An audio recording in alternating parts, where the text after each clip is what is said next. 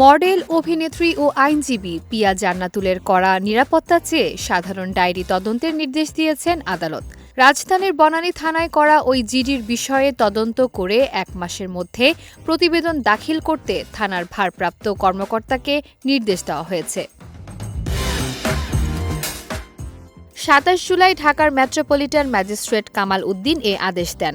আদালত সূত্রে জানা গেছে, গত ৮ জুলাই বনানী থানায় নিরাপত্তা চেয়ে জিডিটি করেছিলেন পিয়া। পরে তিনি আদালতে আবেদন জানালে শুনানি শেষে তদন্তের নির্দেশ দেওয়া হয়।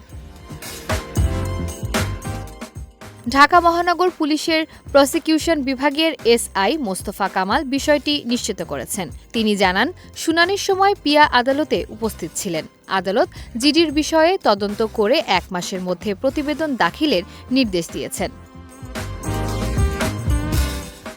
জিডিতে পিয়া জান্নাতুল উল্লেখ করেন, অতীত বা বর্তমানে তিনি কোনো রাজনৈতিক দলের সঙ্গে প্রত্যক্ষ বা পরোক্ষভাবে জড়িত নন এবং তার কোনো রাজনৈতিক উদ্দেশ্যও নেই। সম্প্রতি একজন নারীর নিরাপত্তা ও ন্যায় বিচারের পক্ষে মানবিক ও আইনসম্মত অবস্থান নেওয়ার পর থেকেই সামাজিক যোগাযোগ মাধ্যমে তাকে নিয়ে বিভিন্ন ধরনের হুমকি, ভয়ভীতি ও আপত্তিকর বার্তা দেওয়া হচ্ছে। পাশাপাশি অজ্ঞাত পরিচয় ব্যক্তিদের কাছ থেকে হুমকিমূলক ফোন কলও পাচ্ছেন বলে তিনি অভিযোগ করেন।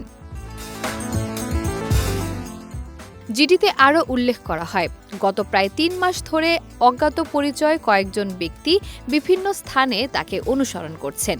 এতে তিনি ও তার পরিবারের সদস্যরা নিরাপত্তাহীনতায় ভুগছেন। যেকোনো সময় নিজের বা পরিবারের সদস্যদের ক্ষতির আশঙ্কা রয়েছে বলেও তিনি জিডিতে উল্লেখ করেন। এ পরিস্থিতিতে প্রয়োজনীয় আইনগত ব্যবস্থা গ্রহণ এবং পুলিশি নিরাপত্তা নিশ্চিত করার আবেদন জানান এই মডেল, অভিনেত্রী ও আইনজীবী।